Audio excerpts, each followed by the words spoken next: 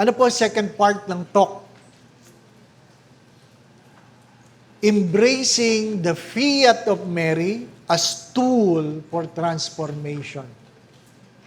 Embracing the fiat of Mary as tool for transformation. What is the fiat? Be it done to me according to your word. Ano po? That is in Luke 1:38. Is considered a profound yes to everything, including the cross, because it was a total, irrevocable surrender to God's salvific plan, which she knew would involve suffering. Mahalaga po ito. Ano po? Mahalaga po ito. If you want to be part of the transformation, you must be willing to suffer. If you really want to be part of the transformation, you must be willing to suffer. You must be willing to be hated, whether you like it or not. You must be willing to be disagreed and looked down.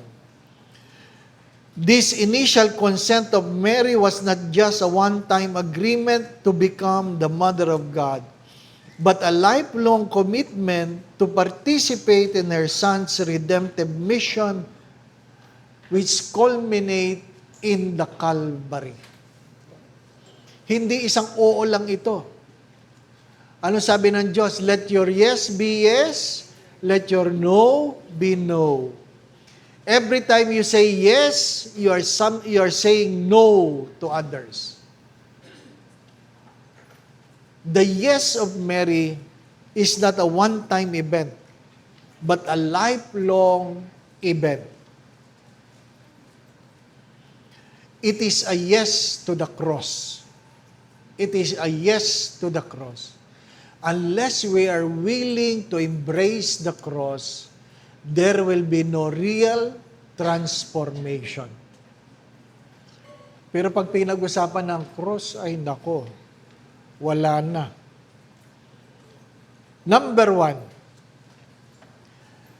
the yes of Mary is an immediate, total surrender. Is an immediate, total surrender. We want to be transformed. We want to be an instrument of transformation.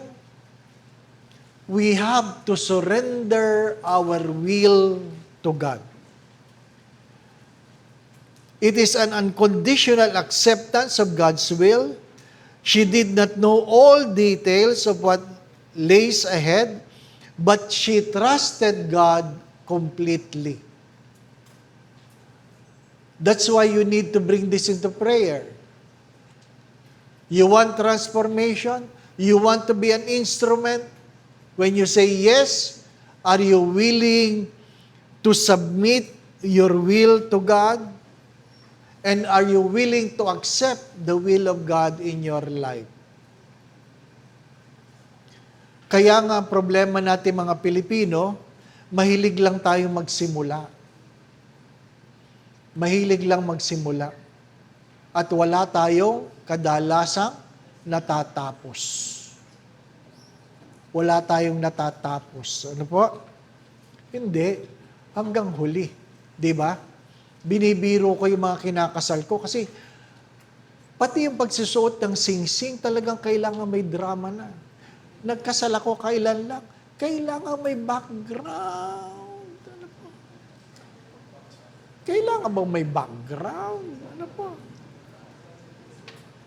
Eh siguro dahil nire-record, binibidyo, yung pagsusuot ng singsing, kailangan may background. Ano po? Isuot mo ang singsing na ito, tanda ng aking pag-ibig, sa hirap at ginhawa, sa pagkakasakit at kalusugan, sa kamatayan, mauna ka sana. Di ba? No? Karamihan gusto lang sarap, ayaw ng hirap. Ayaw ng hirap. The yes is without condition. Saints are made saints not because they were great, but because they have totally given themselves to God. Second, that surrenders means you embrace the unknown. You embrace the unknown. By saying yes, Mary accepted the risk of her time, including potential social shame and the dangers of turbulent life, showing that her obedience was to God's plan rather than her own safety. Her own safety. Meron pong isang kaso, before the 1986, hindi pa po ako pari noon, At yung isang pari, nakulong. At dinalaw siya ng kapwa pari. Ang tanong ng pari na dumalaw, bakit ka nakakulong? Ang sagot ng paring nakakulong, sabi niya, bakit hindi ka nakakulong? Bakit hindi ka nakakulong? Naku po ninyo? Tinatanong nung dumadalaw, bakit ka nakakulong? Hindi siya nagpaliwanag. Tinanong lang niya, ikaw, bakit ka nasa labas? Ba't hindi ka nakakulong? It's one way of saying, perhaps you have failed to make a stand. You have failed to make a stand. 1986 po yun, Mahalaga yun eh. Pag nag-yes kayo dito sa transformation na ito, it comes, number one, a total, unconditional acceptance, and you must be willing to embrace the unknown. As I've said earlier, the need for certainty will prevent us from embracing this call for transformation. Mahirap talaga. Mahirap talaga. Yung sabihin mo lang na palalakihin mo ang iyong anak na mayroong pananampalataya sa Diyos. Sa simula lang yung maganda. Sa simula lang yung madali. Kasi pag nagsimula ng sumuway yung anak, ay mararamdaman mo na hindi pala gano'ng kadali. Hindi gano'ng kadali. Kaya nga, the second point is that Mary understood when she presented herself in the temple, Simeon, sabi niya, behold, this child is destined for the fall and rising of many in Israel, and for a sign which will be spoken against. Yes, a sword will be piercing through your own soul. Dahil ikaw ang ina ng batang ito, si Simeon ang nagsabi na magkakaroon ka ng punyal sa iyong mga puso. Sa iyong puso. Sa madalit sabi, the suffering will not only be physical, it will be emotional, psychological, name it. The suffering will torment you into your deepest soul.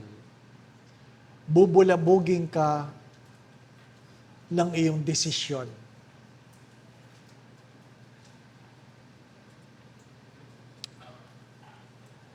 Kinumpisal ko na ito dati. Dahil nung ako'y batang pari, na-chismis ako. Palagi namang may chismis. Palagi may chismis. Ang kinagalit ko, ang nagkalat na chismis, pari. Sabi, gano'n ka. Ay, alam ko na yan. Ano po? Alam ko na yan. Pero yung pari ang nagkalat ng chismis, yun ang masakit. Kasi mas kapanipaniwala yun. Pari, di pa ba? Na? Talagang gano'n, di pa ba? Na?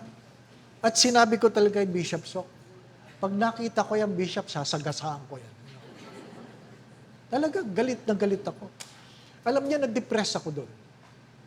Na-depress ako. Ayaw kong kumain, ayaw kong lumabas, ayaw kong makipag-usap, ayaw kong magmisa. Ano po? Pinipilit ko. What made me survive is I embrace the truth. Every time I hold the doorknob of my door, ang sinasabi ko lang, Lord, hindi ko naintindihan ang nangyayari. Because when you are depressed, you don't listen anymore. Pag depressed ka, hindi ka na nakikinig. Wala ka na iba pinapakinggan. Ano po? So, even my spiritual director would not even advise me. He would only ask, kumusta ka na?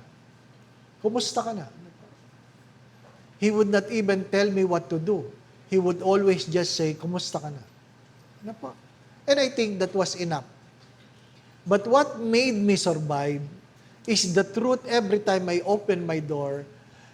Sinasabi ko sa sarili ko, Lord, wala akong naintindihan ngayon. Except, alam mong mahal kita at alam kong mahal mo ako. Yun lang ang pinahawakan ko. Kasi, wala na akong alam. When I say wala na akong alam, I don't listen to reasons anymore. Mabuti na lang, hindi ko nakita si Father. Or else, nasa gasaan ko talaga. Kasi hindi ka na nangangatuwiran. Ano po? Ang sabi lang ni Bishop Sok, let time be your judge. Alam niyo, napakadaling pakinggan nun. Let your time be your judge. Kasi hindi mo alam hanggang kailan, di po ba? Hanggang kailan akong depressed, hindi ko alam. Hanggang kailan ako magagalit, di ko alam. Nagmimisa ako, ang laman ng kalooban ko, galit, kahit ang pinipreach mo, love, forgiveness, kalokohan. Bakit? Hindi mo may sa buhay eh. Ha? Pag ikaw ay nasaktan, ang utak ayaw na mag-isip. Kaya nga, sinasabi ko yan sa inyo dati, there are things you can forgive, but you will never forget. May mga bagay na pwedeng patawarin, pero sadyang hindi pwedeng limutin. Kasi nagkaka-amnesia ang utak, pero ang puso hindi. Nag-struggle ako doon. And after maybe 2 to 3 months, napatunayan na mali yung chismis. Ano po? Napatunayan na mali yung chismis. So masayang-masaya ako. Ha? The road to recovery. Ano po? Masayang-masaya ka. Nung sinabi ko kay Bishop Sok, kita mo na. Di napahiya siya. Ang buti yung obispo naman, sabi naman niya, ito naman sabi niya, kung napatunayan mo na ikaw ay tama, dapat lang ikaw ay magsaya. Diba, Pero nung napatunayan mo na mali ang iyong kapatid na pari, wala kang dahilan para magsaya. Sabi ko, pambihira naman dito.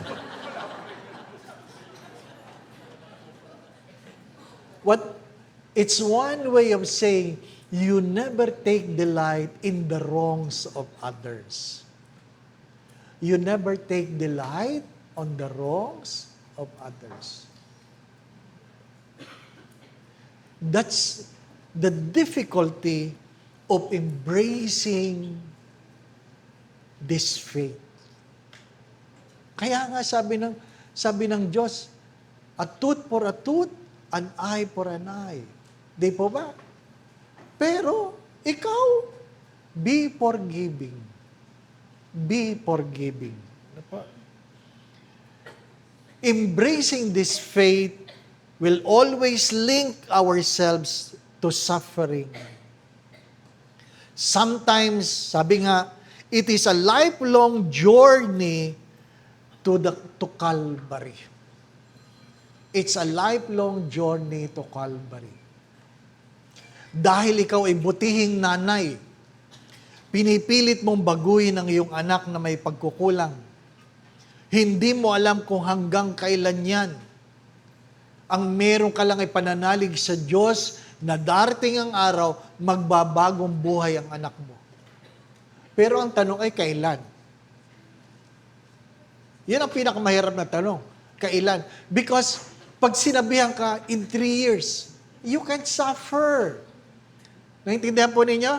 Pag sinabing, 5 years, kaya ko ito, 5 years. Nakuha po ninyo? Kasi, nakakaya mong i-anticipate. Pero hindi totoo. Nakwento ko na ito sa inyo, di po ba, no? Na tinatanong ko ang butihing Monsignor, paano ako makakaahon sa utang ng aking parokya? Ha? Na kung saan yung parokyang yon, unang-una ayaw ko ma-assign doon. Paano mo mamahalin yung parokyang ayaw mo? Di po ba, no? Seminarista pa lang ako, pinagdadasal ko, wag sana ako ma-assign niya, wag sana ako ma-assign niya. O talaga pinagdadasal, hindi ako magsisinungaling. I'm sure, maraming pare, ganun din, wag sana ako ma-assign dyan. Di po ba, no? Talagang, alam mo ang iyong kapasidad. Ang saya-saya ko na sa isang parokya. Tapos, tinawagan ka. Sabi sa iyo na obispo mo, masaya ka ba dyan? Opo, natural, di ba? Pinasasabi ng kardinal, lumipat ka daw doon.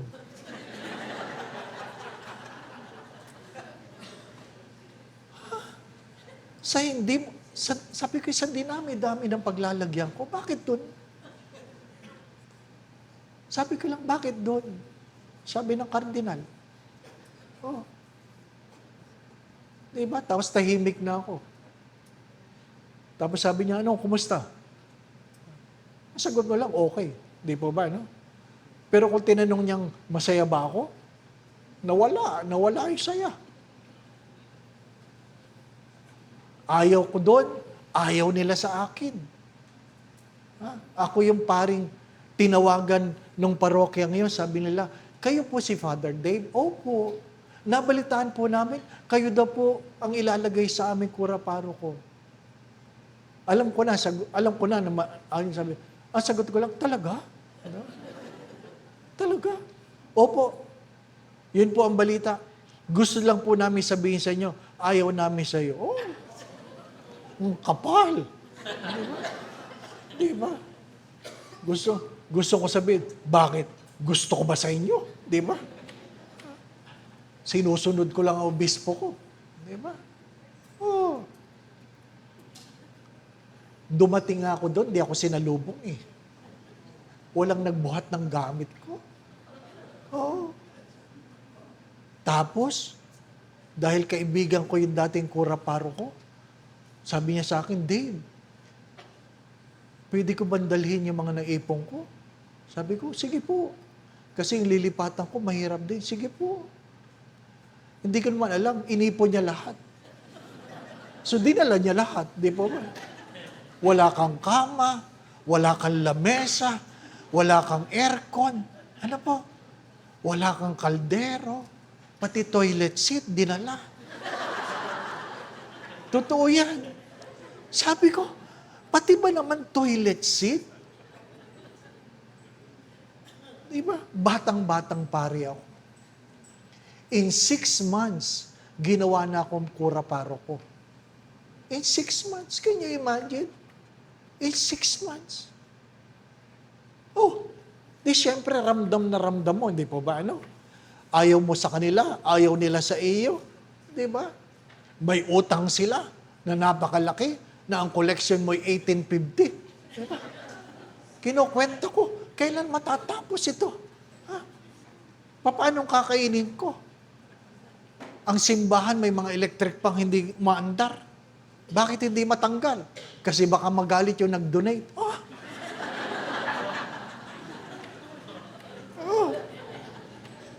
Totoo yan. Habang nagmimisa ka, hindi nakaupo ang mga tao. Nasa labas yung ibang tao. Ilan lang nasa loob ng simbahan.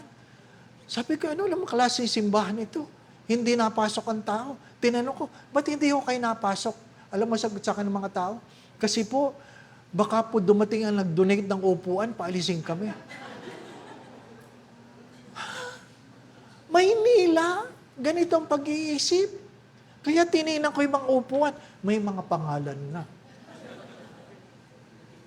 Sabi ko, sana sinabi nila kung kailan sila magsisimba para sa oras na hindi sila magsisimba, mayroong ibang pwedeng umupo. Maynila yan, Maynila. 1999. Manila, 1850 ang koleksyon. Kaya sabi ko, ang unang programa ko sa parokyang ito, ay ipapauwi ko sa inyo yung mga upuan. Iuwi nyo. Binibigyan ko kayo ng 1 buwan na iuwi nyo ng inyong mga upuan dahil magpapagawa ako ng bagong upuan para mga tao, kahit sino ay pwedeng maupo. Nangutang ako. May utang na yung parokya. Nangutang pa ako. Oh, di ba? At sabi ng mga mayayaman, tingnan natin. Wala naman siya pera. Wala naman. Akala niya, di ko siya kita ko siya. Di ba ba? Gusto ko sabihin, tingnan mo natin. Natatawa kayo kasi hindi naman, di ba? Akala niyo, ang buhay ng pari, madali. Hindi! Maraming nagdadasal, mamatay kami. Totoo yan. Sometimes it's a lifelong journey to the Calvary when you say yes. When you say yes. Ano po? Nangutang ako. After 1 month, yun ang unang programa. Walang kumuha ng upuan. May mga karpenterong dumating. Sinumulan lang sirain yung mga upuan. Sigawan. Sabi, sinisira mga upuan natin. Sigawan. Sige, bahala kayo. Ano po? Hindi ako nalabas, baka ako'y barilin. Ano po? Ganyan. After 1 week, pantay-pantay ng upuan. Kasi kanya-kanyang design eh. May mataas ang sandalan, may mababa. Pangit. Ano po? Yung may-ari po ng electric pan ito, pakiuwi na. Hindi na arandar. Ano pa? Tapos sabi, Father, may mga punding ilaw. Ang lakas yung magsabing may punding ilaw. 1850 lang koleksyon natin. Ni wala akong pang-almusal. Di ba ba? Ano? Mabait ang Diyos. Yes, the yes, I know, comes with suffering. I know it will be a long life journey. But it also comes with the grace to sustain. Nakwento ko ito sa iba, na wala naman akong pampasahod. So, nakakita ko taong grasa na palakad-lakad sa harapan ng simbahan. Sabi ko, saan ka nakatira? Wala po, sa kalsada lang. Anong ginagawa mo? Wala po. Marunong ka maglinis ng simbahan? Marunong po. Gusto mong dito tumira? Linisin mo ang simbahan? Opo. Sabi ko, bahala na kahit may sayad. Di po ba, no? Isipin nyo, may sayad lang pwede kong bigyan. Ano? Pinaligo ko. Binigyan ko ng damit. Pinagupitan ko. Nagmukhang tao. Pwede na. Di ba ba? Ang linis ng simbahan namin. Walang tigil ng kamamapyon. Walang tigil. Ano po? Wala talagang tigil. Ano po? Naintindihan ba namin niya ang kanyang ginagawa? Hindi. Ano po? Bakit? Paano ko nalamang hindi niya naintindihan? May nag-deliver. Umakyat sila sa altar. Sabi niya, doon sa nag-deliver, bow. Sabi nung nagdi-deliver, ba't magbabaw dyan? Basta nagbabaw dito. Naintindihan ba niya ang kanyang ginagawa? Hindi. Pero masaya kami. Di po ba? Ano? Oh, hindi mo naman pwedeng patulan kasi may sayad siya. Pag pinatulan mo, pati ikaw may sayad. Di po ba? Pero mahalaga yon, mahalaga yon. Bakit mahalaga? Dahil wala akong pang-almusal. Ang kaya ko lang ay pandesal at kape. Pero isang umaga, meron kaming boiled egg. Sabi ko sa kanya, saan mo kinuha ang itlog? Boiled egg. Nilagang itlog. Ha? Sabi ko, saan mo kinuha ang itlog na ito? Ang sagot ba naman sa akin, bigay po ng mahal na birhen.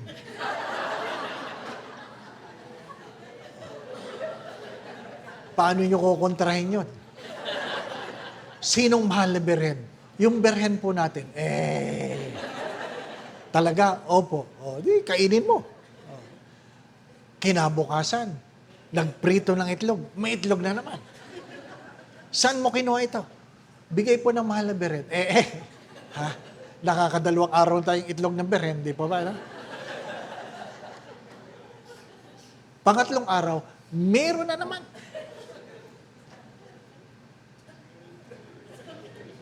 Sabi ko, galing ito sa mahal na birhen? Opo. Bukas, huwag mong kukunin ang itlog ng birhen. Ipakita mo muna sa akin.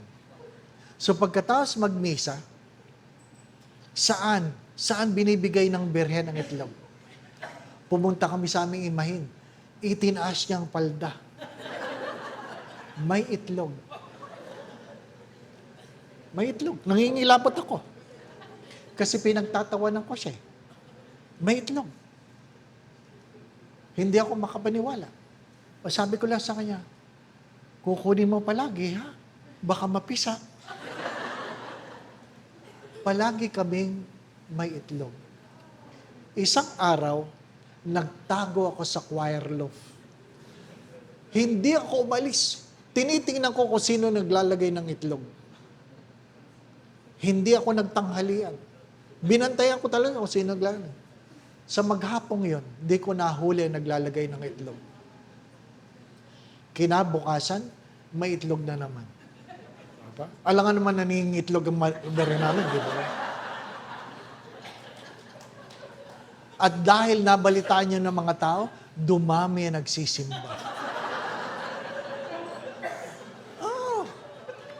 Dumami nagsisimba. Di ba? Dami nagsisimba. Ayan ba ang birhen? Oo, yan, di ba? Kaya lang, ang hirap ng milagro. Itlog, di ba ba? Yung kung lumuluha ang birhen mo, madaling paniwalaan, di ba ba? Pero yung nangingitlog ang birhen mo. Di ba? Hindi ko may kwento sa kaparian. Tapos, nakita ko, dahil dumadami yung nagdideboto sa mahal na birhen, nakita ko, may hikaw na yung birhen namin. Sabi ko,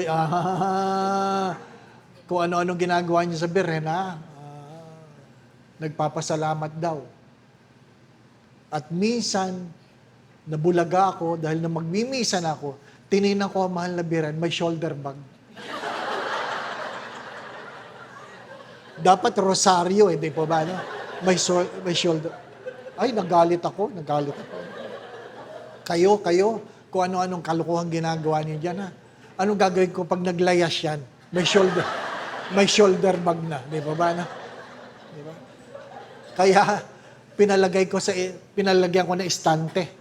Ano ba? Nagalit ang mga tao kasi hindi na nahawakan. Di ba ba? No? Kasi, naliligaw ka na sa pananampalataya, di ba ba? Ano? Yung ba, sabi ko, ito ba ang sagot sa kalbaryo ko sa parokyang ito? Hindi naman nababayaran ng utang. Ano sabi ng Monsignor? Ilakad mo ng paluhod sa Quiapo. Sabi ko, Monsignor, kailangan ko bang gawin yan? Sabi niya, gawin mo. Yan na lang ang hindi nagagawa ng mga pari ng parokyang yan. Bakit ako? Sabi niya. Ikaw nandyan eh. Alam niyo, nilakad ko ng paluhod yun. Nagpunta ako sa Quiapo. Tinignan ko. Kung gaano kalayo. Sabi ko, kaya ko ito, kaya ko ito. Kaya ko ito. Ha? Para lang sa mga utang, kaya ko ito. Lumuhod ako. Tapos yung matanda sa katabi, sabi, Father! Naku, may nakakilala. Father! Lalakad kayo ng palod? Opo. Ha? Bakit nyo gagawin yan? Para saan? Para sa mga parokyano ko. Sabi, ay, nakakaingit kayo, Father. Sana yung parish priest din namin. Sabihin mo sa kanya, Father, pwede bang isama niyo ang intensyon ko? Alam niya, ang yabang ko. Sabi ko, sumakay ka pa.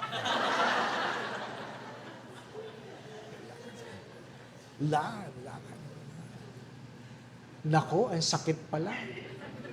Ang sakit pala sa paa, sa hita, sa tuhod, sa puwet, sa bewang, sa likod. Ang sakit pala. Alam po ninyo, sabi ko, ang talino ng Diyos. May nakakilala. Di ba? Kung hindi ko ito matatapos, may magkukwento, hindi nakatapos yan. Di ba, ano? Kahiyaan na, kahiyaan. Noong una, nasa gitna ako. Maya-maya, pagdating sa kalahati, nanghahawak ako. Sabi ko, Lord, kalimutan mo na lahat ng intensyon ko. Patapusin mo lang ako. Siguro nagtatawa ang Diyos. Ano po? Natapos ko naman. Kaya lang pagdating sa dulo, ang isang tanong, makakatayo pa ba ako? Kasi ang kasunod na chismis, nakatapos yan. Di na nakatayo. Di ba ba? So ang tagal ko, nakaub-ub ako sa... Akala niya, umiiyak ako, pawis yun. Pawis. Ha? Tapos, tumayo ako, nagpatumba ako para sa unang upuan. Doon ako, ay, tagal ko. Ha? Sabi ko talagang ito, ang hirap maging pari. Ano po? Pero, in 2.5 years, hindi tumatagal ang mga pari doon. In 2.5 years, nabayaran ko utang namin. Nabili ko ang lupa ng parokya. Ano po? Kasi squatter eh. Squatter. Nabili namin ang lupa ng parokya. Naparenovate ko ang simbahan. In 2.5 years, nag-iwan ako ng 1.2 million. Oh, di napawaw kayo, di ba ba? Ano ibig sabihin? Maaabot ko ba yun kung hindi ko niyapos yung kalbaryo? Sadyang kailangan may paghihirap. Kaya kung kayo nag-iisip na mayroong pagbabago sa Pilipinas, yun ang tanong. Kaya mo bang yapusin ang responsibilidad? That's the greatest question. That is the most difficult question. Are you willing to embrace the suffering? Diba? At least nakita ko yung bunga. Naku po ninyo. Bakit 2.5 years? Pagkatapos ko, na ako'y masayang-masaya. Nakita ko yung magandang retablong pinagawa ko. Ano po? Tinitingnan ko ang linis ng simbahan na dati ang dumi-dumi.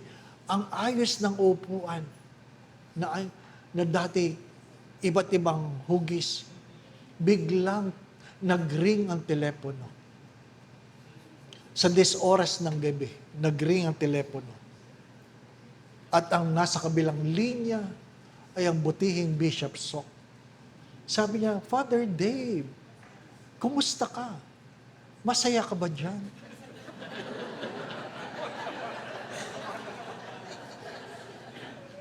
Sabi ko sa kanya, parang alam ko na yung tanong mong yan. Natawa siya. Sabi niya, pinasasabi ng kardinal, lumipat ka daw sa August 19, parang gano'n, August 19. Doon sa San Antonio de Padua, sa Quezon City. Naku, alam ko, iniwan niyo ng pari eh. Dahil di sa utang. Sabi ko, bakit ako? Di ba? Bakit ako? Sabi niya, kasi ikaw ang kaibigan ko. Ang sama mo, kaibigan. Sabi niya, tanggapin mo na. Para wala nang ibang maghirap. Kailangan ako.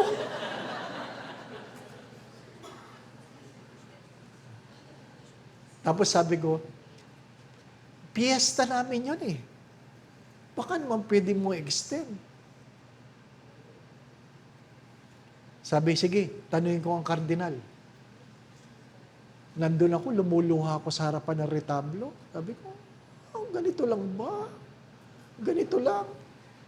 Nag-ring uli ang telepono, sabi niya, sige, end of the month.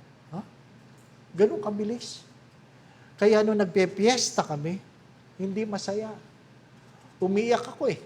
Ay, nagpapaalam na po ako sa inyo. Di ba? At yan ang kasunod na topic. Ano po yun? To be able to stand at the completion of your yes. To say yes is one thing. To be able to stand to your decision is another thing. Yung umuo ka, simula lang yun. Yung manatili ka at tapusin mo, ibang kwento yun. Nakuha po ninyo? The Stabat of Mary. Let it be done to me according to your word. Made Mary stand under the cross. Hindi lang yung oo. Hindi lang yung naporsi mo kung ano yung mga mangyayari. Ang pinakamahirap sa isang ina ay makita mo ngayong anak na nagdurusa. Di po ba? Kaya nga yung tunay na nanay na nagmamahal, ano sabi niya? Sinasabi nila sa Diyos, Lord, ako na lang. Hinihingi ng nanay sa Diyos na yung sakit ng kanyang anak, sa kanya na lang. Because a mother is willing to suffer for their children. The fiat of Mary, if we want a transformation, we must be willing to suffer not only for ourselves, but even for the people you love. My dear friends, my dear brothers and sisters, there will be no transformation in our country if you are unable to love our country the way you love yourself. And that is the most difficult. That is the most difficult. Mahal ko ang aking pagkapari. Pero yung magdudusa ako dahil sa aking desisyon, nahirapan ako. Kasi hindi naman ganun kadali. Ano po? Hindi ganun kadali. A yes to the mothering of the church. At that cross, Jesus gave her to the world as a mother. Her acceptance, this role, is interpreted as a final yes to the pain of losing her son. Di ba? Behold your mother. Mother, behold your son. Yun ang mahirap. Yun ang mahirap. Being able to stand to your yes. To your yes. Will you be a mother who will nurture because out of your love? Gagawin mo ba yan pag mayroon kang naisip na dapat gawin? Gagawin mo ba talaga yan hanggang matapos at makita mo ang iyong mga pangarap tungkol sa ating bayan? You have to ask yourself. As I tell you, madali lang yan sabihin. Fourth, ano po? The fiat of Mary is a total surrender. The fiat of Mary is linked to the suffering. The fiat of Mary made her stand till the end at the cross. The fiat of Mary made Mary the new Eve. The new Eve. Paborito ko itong sabihin. Ang unang ina ay si Eva. Sinuway niya ang Diyos. Ang pangalawang ina ay si Maria. Sinunod niya ang Diyos. Kaya ang dating Eva ay naging Abe. Ang dating Eva ay naging Abe. Di po ba, ano? Ave Maria. Ang dating Eva, naging Abe. The new Eve. Obedience overcoming disobedience. At yan ang pinakamahirap ngayon. Yan ang pinakamahirap ngayon. Kahit ibang pari, ang tigas na ng ulo. Hindi mo mailipat. Kailangan pang konsultahin. Ano po? Naging pari ako sa panahon ng yumaong Jaime Cardinal Sin. Isang tawag lang. Di ba? Sasabihin niya sa iyo, pagkamisan, 3:00 ng madaling araw. Isipin niyo, ang himbing ng tulog mo na 3:00 ng madaling araw, magri-ring ang telepono mo. Siya lang yun. Kasi nagdadasal lang 3:00. Nagdadasal lang 3:00. Sabi, hello? Alam mo naman ang boses. Father Dave, I was thinking of you.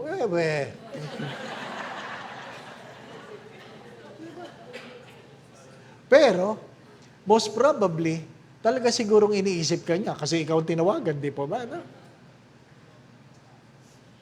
Pag tinawagan niya, sabi na, I was thinking of you. I want you to transfer to this parish tomorrow. Ganon siya. Tomorrow. You have minutes. Ha? Hindi ka na makakatulog nun. Tomorrow na eh. I have a mass. After your mass. Ano yung mga ibang pari? Sasabihin niya, your minutes. Thank you. But can I pray about it? Di ba, na? Ganda sagot doon. Can I pray about it? Alam mo, sagot ng kardinal? Oh, that's very good. You pray, but you transfer. Why? Because you promise obedience to me and to my successor. Di ba? Kaya sabi ni St. Thomas of Aquinas, you can never be wrong in obedience.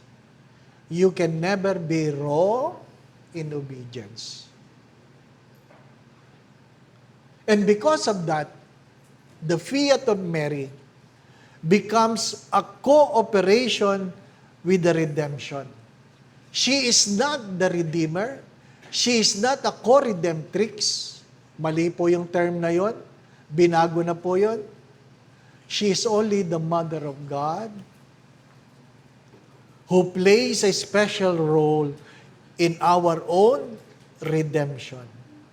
Hindi tayo magbabago ng Pilipinas. Pero kung tatanggapin natin ang responsibilidad, magiging bahagi tayo ng pagbabago ng bansang ito. Naintindihan po ninyo? Hindi tayo magbabago. But if you will embrace the responsibility, you will know that you are a part of the transformation of our country. Of our country.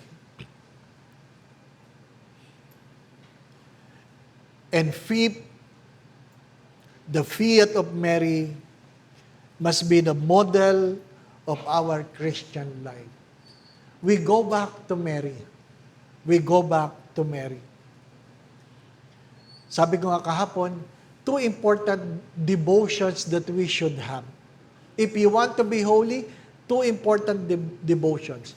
Devotion to Our Lady and devotion to Saint Joseph. Two important devotions. To Our Lady and to Saint Joseph. If you pray the rosary, praying the rosary, seriously, intently, praying with the intentions, hindi yung pampatulog. Hindi po ba, no? Kasabi, maraming nag-rosaryo para lang makatulog. Kaya 3 misteryo pa lang, nahulog ng rosaryo kasi nakatulog na. Hindi po ba, no? If you pray the rosary, then you know that you will be praying the words what?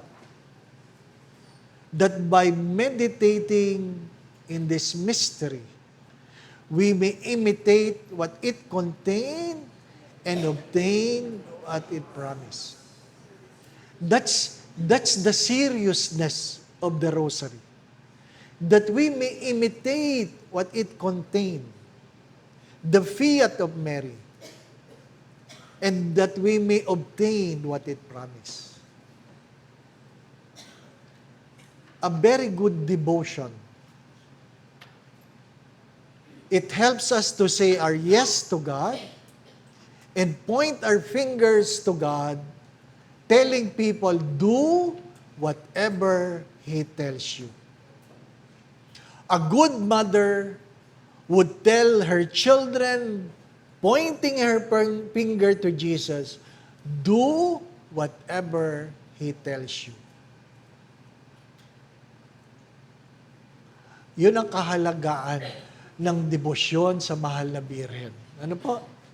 Hindi lang yung nobina, hindi lang yung dasal ka ng dasal, hindi lang yung triduum. That you imitate what it contains so that you may obtain what it promised. Saint Joseph, the protector of Our Lady, you don't have to say a word. Show it. Protect our country. You want to be part of the transformation? Learn to protect the integrity of our country. Learn to protect the integrity of our country. Surrendering our own crosses, Mary's fiat inspired the faithful to say yes to God's will in their own lives, particularly when facing difficult situation or suffering. Siguro kung hindi ko natapos yung paglakad ko ng paluhod sa Quiapo, hanggang ngayon, mababagabag ako. Ano po? At least now, I can look back and say, natapos ko yan. Di ba, no? Kaya ibang pare, talagang naglakad ko, oo. Mahalaga yun, na meron kayo nagagawa. Ano po? Because sometimes suffering is redemptive. Sometimes suffering, not all sufferings, but sometimes the suffering, especially because of our faith, is redemptive. She teaches that suffering, when united with God's plan, becomes a yes that brings life. A yes that brings life. I can look back at pag tinitingnan ko yung parokya na pinagdaanan ko, oo, nagdusa ako dyan. Pero alam ko ang nangyayari sa akin at anong nangyayari sa parokyang yan. Di ba ba, no? Because that is one of the most important thing. Not what you do, but what made you become. Not what you do, but what made you become. Anong nangyari sa iyo? Natuto akong manalig sa Diyos. Kaya nung nalipat ako sa kasunod na parokyang may utang, confident na ako. Confident na ako. Kaya ko ito. Kaya ko ito. True enough. Inayos ko lang simbahan. Inayos ko lang ang utang. Inayos ko lang ang gulo. Pinagawa ko yung bagong retablo. Inimbitahan ko si Bishop Sok sa piyesta. Nakita niya yung retablo. Yung isang pedestal, nandun si San Antonio, yung isang pedestal, walang nakalagay. Sabi niya, ano ilalagay mo dyan? Bakit wala? Naghahanap, nag-iipon pa ako ng pangpagawa ng mahal na birhen. Ano sabi niya sa akin? Okay, pag nalagyan na ng birhen yan, lilipat na kita. Sabi ko, di na magkakabirhen yan, di na magkakabirhen. Di na magkakabirhen. Ano po? True enough, nakalimutan ko. Nilagyan ko ng birhen. Nakalimutan ko. Tuwan-tuwa ko, ang ganda ng birhen na nilagay. Happy ako. At nag-ring ang telepono ng breakfast. Nag-ring. Hindi si Bishop Sok ang kausap ko. Ang kardinal mismo. Ang sabi lang ni Bishop Sok, Dave, kausapin ka daw ng kardinal. Naku. Walang negotiation ito kasi siya na eh. Your Eminence, good morning. Father Dave! Oh, ang ganda lang to. Father Dave! Congratulations! Wow! Ano kaya? You are now the new prefect of discipline of Holy Apostles Senior Seminary. Thank you for accepting. Sabay babae ng telepono. Hindi ka mo lang nakapagsalita. Di ba? Tinext ko si Bishop Sok, what happened? Sabi niya, praying for you. Ay sinabi ko pa man din sa aking spiritual director, Father Ben, pag nilagay mo talaga ako sa seminaryo, mamamatay ako. Ay wala, hindi ako tinanong. Basta ako inilagay. Ano pa? So nilipat ako. Sabi ko sa spiritual director ko, Father Ben, mamamatay ako. Alam sagot niya sa akin, huwag kang mag-alala, ipalilibing kita. Because you do not know what your yes will come. The important is, you made a yes. Hindi naman talaga ako namatay.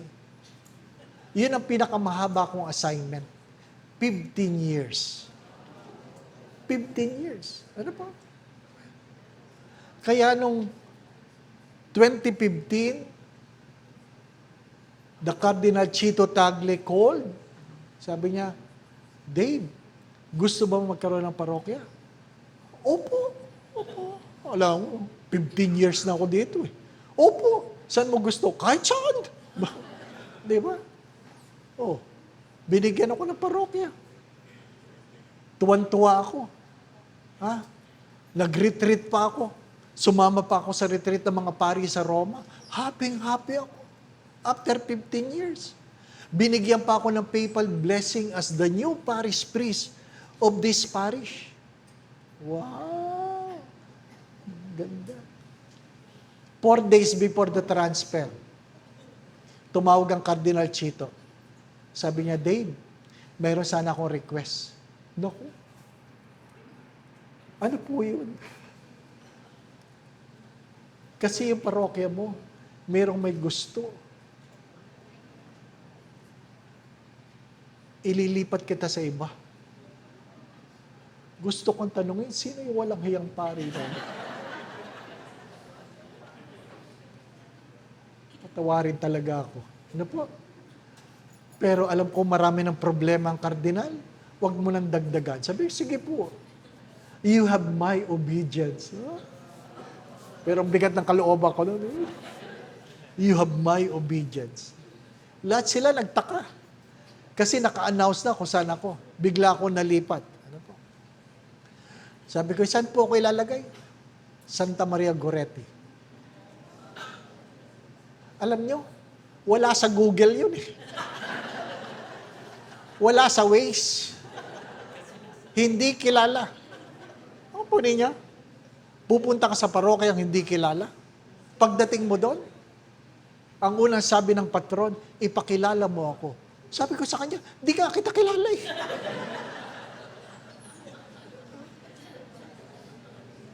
Di ka kita kilala. But because of the yes, something great happened. Nagsimula ang online mass. Nalaman ng Roma na mayroong Santa Maria Goretti sa Maynila. Sinulatan pa ako, sinabihan pa ako, you're using the wrong image. Ha? Talaga? So, kindly send me the image. Pinadala sa akin yung image. Ha? Yung mayroong kutsilyo. So, nagpagawa pa ako ng imahin. Ano po? Ang ganda naman, di po ba? No? Oh, papakilala mo. Tapos, nag-pandemic. Ay, nag-pandemic. Pero kami nung panahon ng pandemic, kami lang ang nagmimisa. Kaya wala kayong magawa, pagtiyagaan ako. Di po ba? Ano? Doon niyo ako nakilala kasi wala kayong pagpipilian. Di po ba? Ano? Oh. Nagmisa.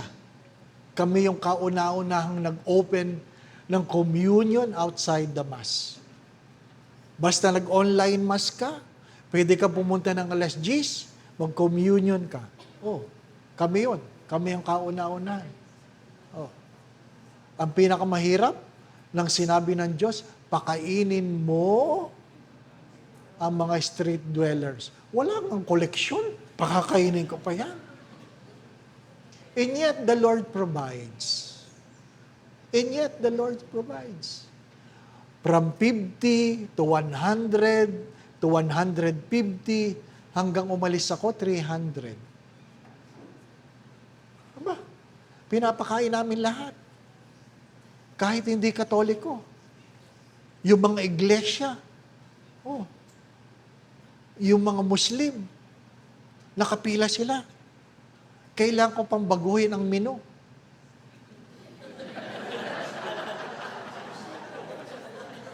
Kasi hindi sila kumakain ng baboy. Sabi, wala po kayong iba? Ha? Ano ba lagay sa amin? Catering? Di dalawa. Nagpapaluto. Kasi ang pinakamadaling ibaon sa pamilya, adobo. Di ba ba, no? Dadalhin mo yan sa pamilya mo, adobo. O di, adobong chicken. Mayroong adobong baboy. Sinong di nakain ng chicken? Sinong baboy? Diba? Isipin mo yan. Na-survive namin yun. Di ba? Na-survive. Kaya, nung dumating ang bagong kardinal,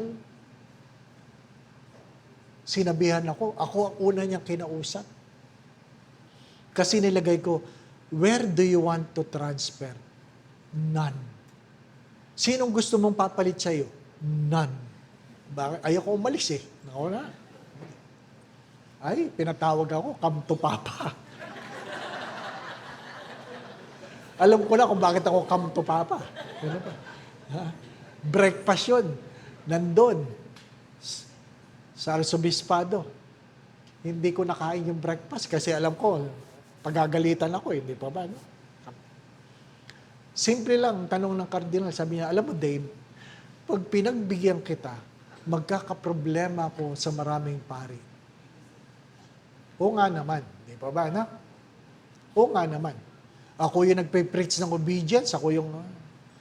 Hindi, ako, sabi ko naman, Your Eminence, kung pwede lang naman. Pero kung ano po sasabihin nyo, syempre, malugod kong gagawin yan.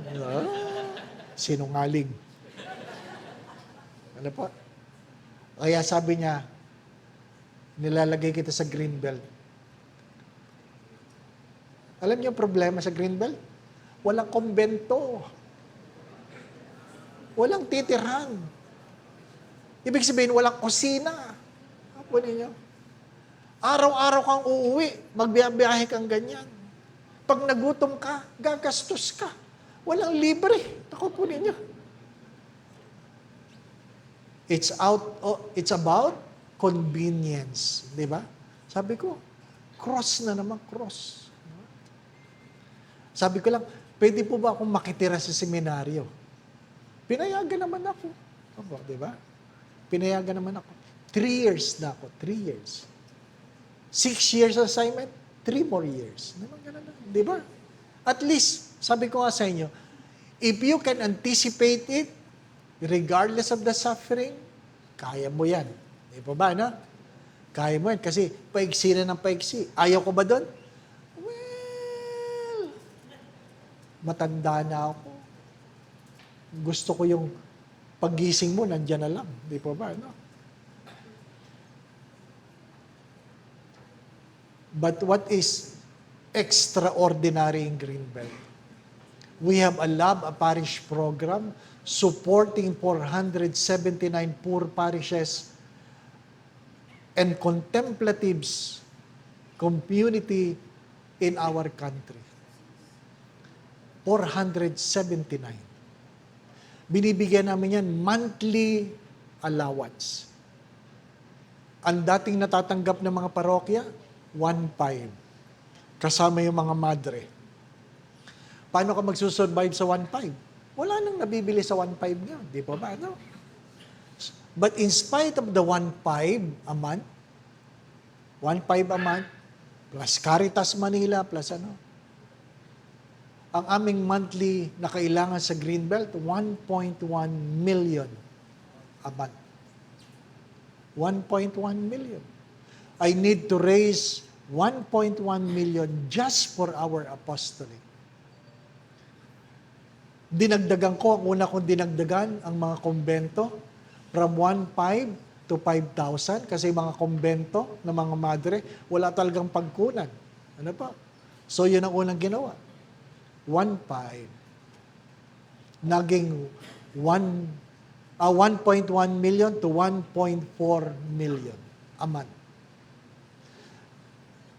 This year, we made the decision to increase the allocation for parishes from 1.5 to 2,000. Ang amin pong LAP ngayon, kailangan ko mag-raise ng 2 million a month for apostolate. Hindi naman ako sa nagmamayabang. Pero, tanong nyo sa parokya nyo, anong apostolate ng inyong parokya sa mahihirap?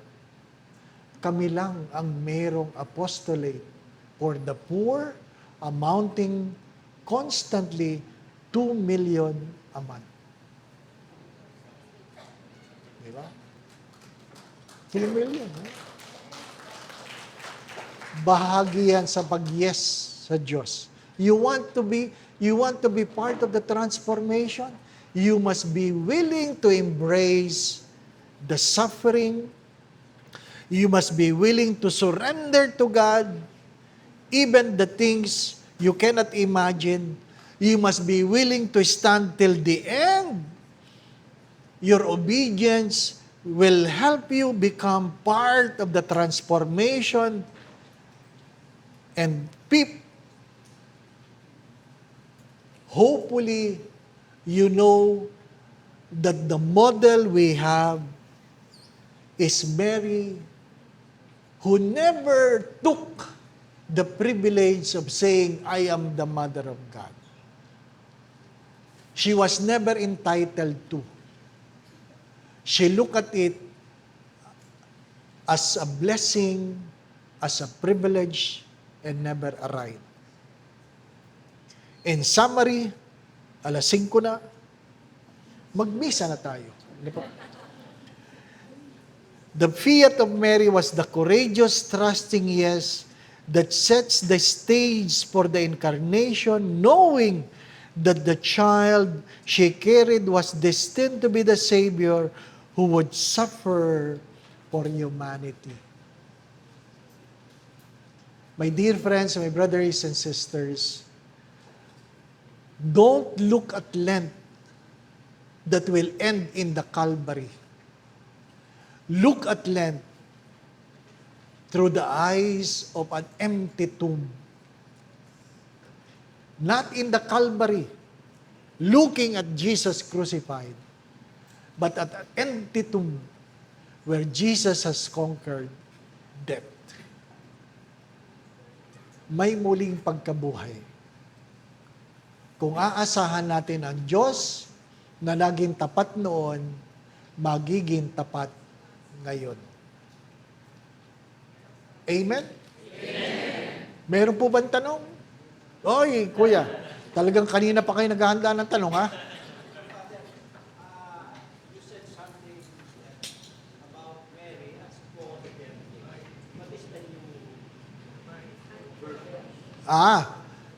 Yun pong sinabi ko po, kasi meron pong title na nakalagay, Co-Redemptrix. Yan po ay kinorek dahil yung pong salipa, ang ginagamit nila, di po ba, no?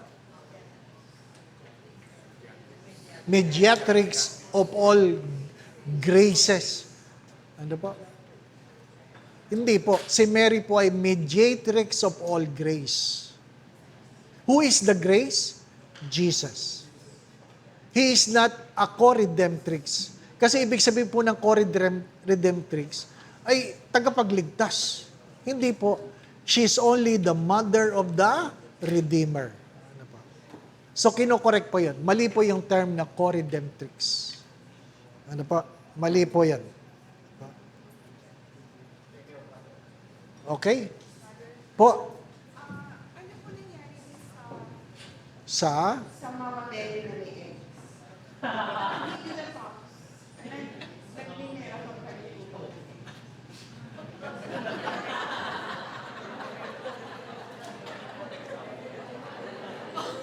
Nagmi-miracle pa ba? Parang sa akin natapos ang milagro eh. Kasi pinakulong ko eh. Kasi, because of that, I feel na mali yung, naging mali ang focus ng tao. Pag may milagro kasi, naiiwan tayo sa milagro. Di po ba, ano? Oh, may healing kayo, di po ba, ano? Oh, baka maiwan kayo kay Father Momoy, di po ba, ano? Hindi siya nagpapagaling. Diyos ang nagpapagaling. Di po ba, ano? Kasi pag mayroong milagro, ang hinahabol natin, yung instrumento. Hindi yung sino talaga ang dahilan. Di po ba, ano? Sino talaga ang dahilan? Ngayon po, sikat na sikat. Si Saint Charbel, Mark Love, di ba? Talagang hinahabol. Ano po? Ang dami nagte-text sa akin, meron ka bang oil? Meron ka bang oil? Sabi ko, wala. Di ba ba na? It's more about faith. It's more about faith because anything that draws you away from Christ is something wrong. Dapat Christocentric tayo. Ano po? Si Kristo ang sentro ng ating pananampalataya. Ano po? Si Maria, wala siya. She only points her finger to Jesus, telling us, do whatever He tells you. Ano po? Pero, malungkot ako. Kasi nagpagawa ako ng tamang imahin. Talagang ni-research ko yun. Ano ba ang tamang imahin? Ano po? Yun ang nilagay ko sa altar. Ay dahil nabalitaan nga nila nagmimilagro, yung imahin yung tamang imahin, inilagay nila sa tabi. Yung birhen ko na iniwan ang nilagay sa gitna. Ay malungkot. Kasi hindi naman ikaw ang patron. Ano po? Hindi naman ikaw. Well, ganun talaga. Hindi na ako ang kura-paro ko, hindi po ba? Ano? Pero malaking bagay yung tayong maniniwala. Maniniwala. Nung kami po ay nag-aaral ng college, kinumpisal ko na. Ano pa? Meron po kaming kasama sa boarding house. Nung gabi, nguy-nguy. Dahil masakit ang ngipin. Ano ba? Hindi ka makatulog kasi nguy-nguy. Sabi ko, paano ka? Ay, sakit ng ngipin ko. Ay, nako. Walang magandang lalaki sa sakit ng ngipin. Ano po? Wala ka bang gamot? Wala. Wala pang 24 hours na mercury nun, sabi ko. Ay, sabi ko, meron akong gamot. Kaya lang, baka hindi mo kaya. Kasi sa akin nakareseta yon. Sabi niya, kahit na, try ko lang. Alam mo, masakit ba talaga? masakit na masakit. Ha? So, kinuha yung gamot. Sabi niya, ang liit. Ay, matapang yan. Dalawahin mo. Talaga? O, baka mapahama ka. Hindi. Dinalawa ko. Ininom niya. After few minutes, nakatulog siya. Oh, nawala sakit ng ngipin. Kinabukasan, sabi niya, effective yung gamot. Ano yun? Wag na. Sige na. Pagdating ng hapon, kinukulit-uli ako, ano ba talaga yung gamot? Hindi kita titigilan. Sabi niya, kinumpisal ko na ito.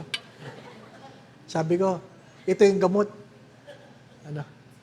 Pagtingin niya, Imodium.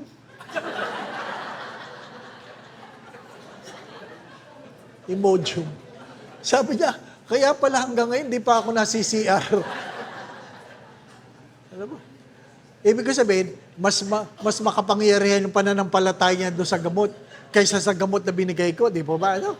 Oh, nakakagaling. Pagkamisan lang talaga, wala tayong pananampalataya. Ano po? Learn to believe. Learn to believe. Kaya nga, ang sabi, I believe, help me in my unbelief. There is hope if you are willing to participate as instrument of the transformation. This transformation entails not only prayer, but even sacrifice. Ano ba? Ba si Millard nagtatanong? Akala ko ba magkaibigan tayo? Kaibigan ko naman. Mother, I would like to thank you for giving us your Mother Mary as our model for Opo. the transformation. Very clear, no? And then, of course, you've given us your personal transformative activities as a priest. Now, we are generally lay. And I would like to ask, what practical activities, no? As a lay person, that we can, different suggestions that we can do so that we can completely join in the transformation of our country. Sa lay. Ang number one kanina, di ba? Begin by living a life of integrity. Ano pa? Life of integrity. Second, whether you like it or not, pray the rosary. Pray the rosary. That you imitate what it contains and obtain what it promised. That's basic. Pray the rosary. If you go to Fatima, ano po? If you go to Fatima, why do people walk on their knees? Ano po? Yung grabe ang haba nun. Di ko yung kaya. Inaamin ko, di ko yung kaya. Ang haba talaga ng tiles na kung saan magsisimula ka sa imahe ng Santo Papa patungo doon sa simbahan. Ang haba nun. Ano po? Kung nakapunta na kayo doon, ha? Ang dami naglalakad ng paluhod doon. Minsan tinanong ko yung iba, why are you doing this? What are you asking from God? And I was amazed na ang sagot nila, I have nothing to ask. I'm doing this because we would like to say thank you to Our Lady. Ito nagpapasalamat na. Anong pinagpapasalamat nila? No single bomb was dropped in Portugal. No single bomb during World War. Diba? Isipin mo, pinagpapasalamat yun. They are praying. And because of praying the rosary, we all know that Russia was converted and people were converted. If the only thing we can do is to pray the rosary. Pero pray ha. Don't recite, pray. Hindi yung Hail Mary, full of grace, the Lord is with you, blessed are you among women, blessed are you. Holy Mary, Mother of God, pray for us sinners now. Hail Mary. Ay, hindi yun pagdarasal. Karera yung karera. Karera. Ano po? Pray the rosary. And I always say this, sometimes you don't need to finish it. If the only way to pray for it is a mystery a day, do it. Do it. A mystery a day. Just meditate on the mystery. And I assure you, that prayer is more powerful than completing the rosary by mere completing it. Ano pa? Pray the rosary. Meron pa, tatay? Ano pa po? But I have two questions. Oh, dalawa na. Kanina, isa lang ha. What is the best argument on the statement that Mary is the mother of God? Anong contention nyo? Kasi po, meron akong fraternity with Pratt. Oh. Hindi siya naniniwala. Sabi niya,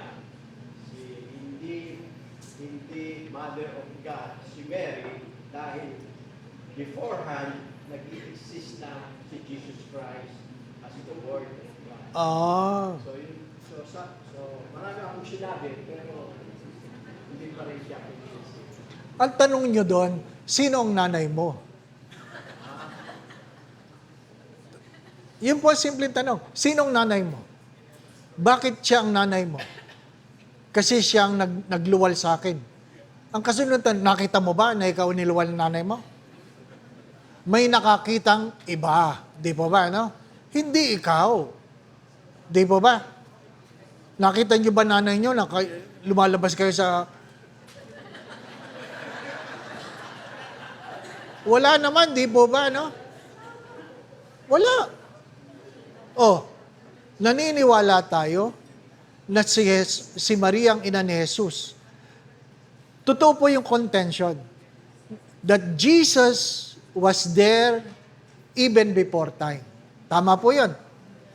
But we are talking about the incarnation, ang nagkatawang tao.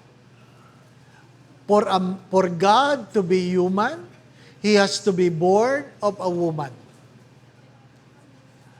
Tao, ang pinag-uusapan nating tao. Naku po ninyo, the Council of Ephesus declares that Mary is the mother of God because for God to be human, He has to be born of a woman. At kita yun na lumabas si Jesus mula sa tiyan ni Maria. May saksi yun, may saksi. Di po ba, no? Wala lang yung kumadrona. Pero siguradong si Jose, nakita niya yun, di po ba, no? May saksi. Di ba? Tama po ba, kuya? O, anong pangalawang tanong? Pangalawa ko pong tanong, yung pong request ni Sister o Saint Lucia, Opo. sinasabi ni Mama Mary, na please consecrate Russia to my Immaculate Heart. Opo. Ang alam ko po, Opo.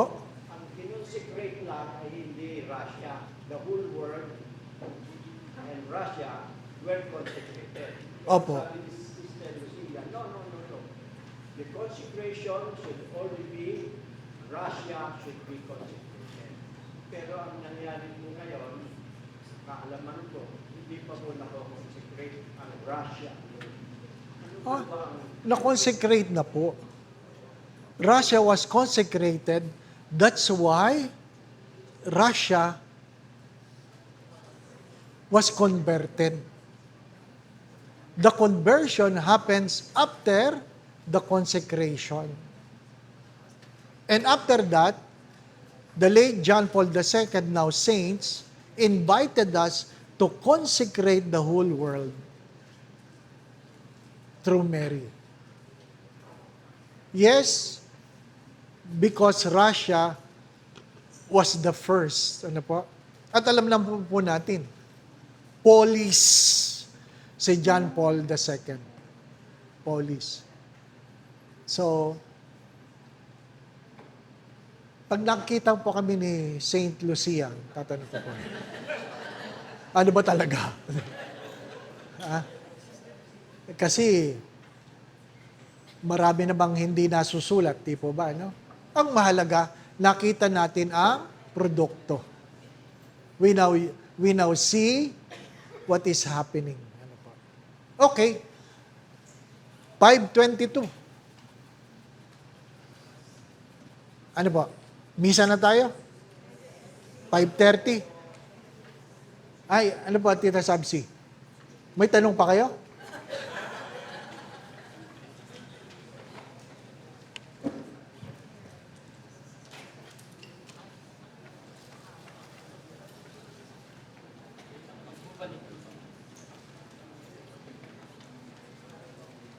Nabunot.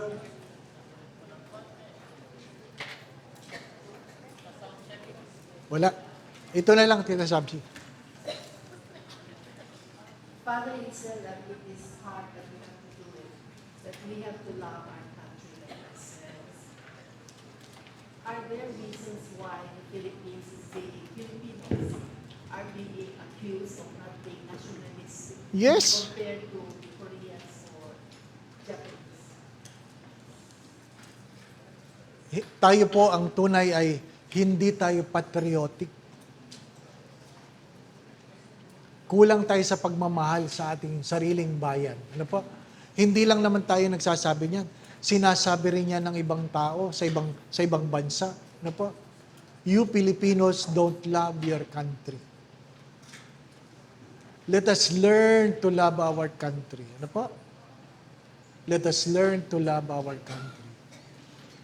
Kasi kung mahal natin, alam po ninyo, nakapunta naman kayo sa Japan, di po ba, no? Wala kayong makitang basurahan. Walang basurahan. Bakit? It was inculcated in the mind of the children that they should love their country. Magugulat ka. Yung kanilang creek, may koi. Ibig sabihin, ganong kalinis. Ganong kalinis. Pero pag pupunta ka sa Lukban, Quezon, makikita niyo yung creek, ang linis din. Ano po? Kasi mabilis ang agos ng tubig. Mabilis matapon yung basura. Inihulog. Ano po? But if we can only really love our country, di ba? Wala. Pag red, stop. Pag green, go. Pag yellow, go faster. Di ba? Pag hinuli mo, hinuli yung driver. Oh, ba't kayo pumasok dito one way? Sorry po sir, sorry po sir. Hindi mo ba nakita yung sign na no entry? Nakita ko po. Ba't ka pumasok? Hindi ko po kayo nakita. Akala walang pulis. Magaling tayo mga tuwiran. Ano pa? Magaling tayo mga tuwiran. Pero malungkot na kwento. Kahit sa loob ng simbahan. Ano pa? Some people would come so entitled. Ha? Sasabihin niya, akin po yan. Diyan po talaga ako nakaupo. Kailan mo nabili ang upuan ng simbahan? Di po ba? Eh, kahit sa loob ng simbahan, ganyan ang pag-uugali natin eh. Di po ba? Ay. Kaya pag mayroon nga tayong kainan, patlak, patlak, patlak. Hindi lahat nagdadala. Pero may siplak. That's a mentality. That's a frame of mind. Naku po ninyo, kaya nga sabi ko kanina, kailangan ng conversion from the mind and from the heart. Ano po? Hindi yan overnight. Hindi yan overnight. Unless something really worse will happen. Ano pa? something really worse. And I pray that it will not happen. I pray that it will not happen. Ano sabi niya? Sin no more or something worse might happen to you. I pray that God will remain merciful to us. In His own little way, we will be able to achieve our dreams. Ang bagong Pilipinas. Ayan na, tumutugtog na po. Dahil na po. Mayroon pa tanong, magmimisa pa po tayo. Ay. Father, meron po kayong nabanggit mo kanina na everyone or lahat ng mga public officials involved with the flood control are Catholics. Hindi naman. Hindi naman. Hindi rin naman. Ang sabi ko lang, karamihan, graduate ng Catholic school. So pwedeng hindi sila Catholic, pero graduate sila ng Catholic school. Yes, Father. Nevertheless, what went wrong with the institutions or in our culture, given the fact that we are a Catholic country? What went wrong over the years? It's not the institution. It was the frame of mind. Ang sabi ko nga, tingnan niyo si Judas, kasama niya si Jesus. Bakit kasama mo na ang Diyos, nagawa mo pang i-betray for 30 pieces of silver? Desisyon mo yon. Hindi yon desisyon ng Diyos. Walang pagkukulang ang Diyos sa kanya. Ang may problema, ang kanyang pag-iisip. Ano sabi? Sapagkat siya ay magnanakaw. He was a thief. Di po ba, no? Ito po siguro magandang challenge.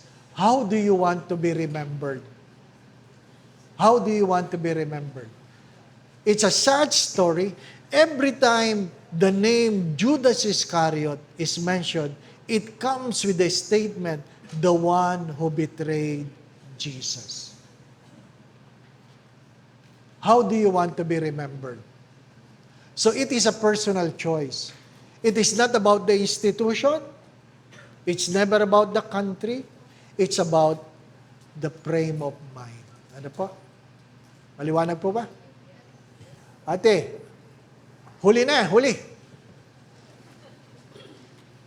Ay, malayo.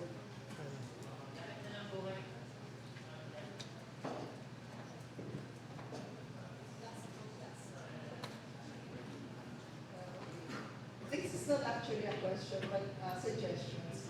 Opo, welcome. Parents, especially mothers, as primary caregivers, are the first formators of children. Because of this crucial role, those who are or will become parents should undergo courses or seminars in child psychology, in addition to pre-K seminars. So yeah, that's one suggestion po. Side-by-side with pre-K, yung child psychology seminar. This is of utmost importance because the child's character is largely shaped by the values instilled at home. Many of the traumas experienced by children are caused directly or indirectly by their parents. In turn, these early experiences can influence behavior later in life.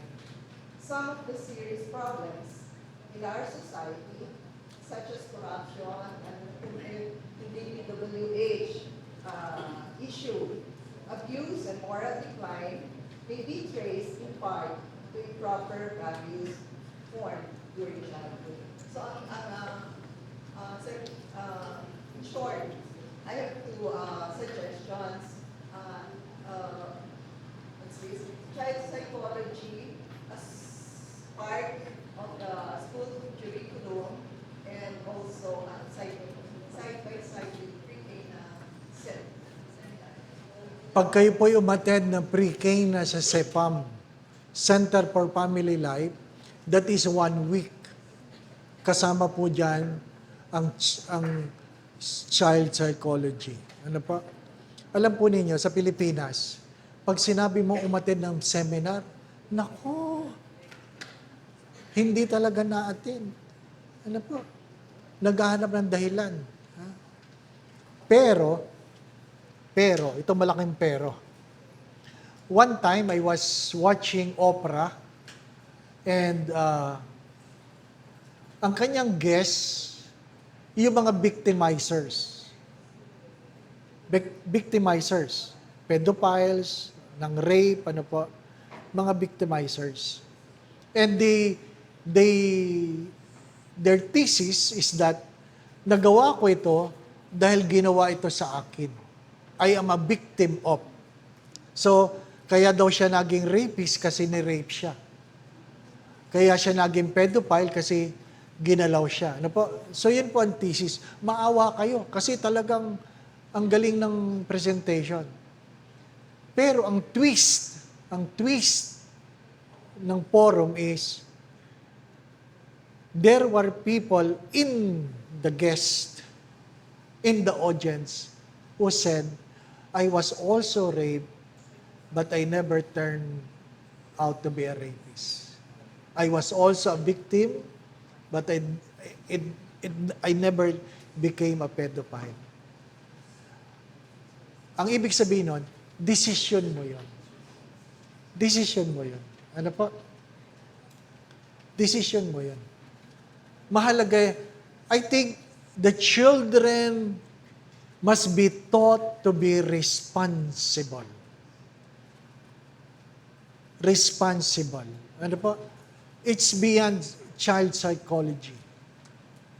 You must be raised as someone who is responsible. Kaya nga sabi ko sa inyo kanina, ano po? Dapat hindi yung pinagtatakpan mong pagkakamali. Itinatama mo ang pagkakamali. It's one way of raising your child to be responsible. Kasi ang tunay na kwento ay hindi yung ikaw ay nagkamali. Ang tunay na kwento ay anong natutunan mo sa iyong pagkakamali. Because whether you like it or not, we learn more wisdom in our mistakes than in our success. That's the real story. We learn more wisdom in our mistakes, in our failures, than in our success.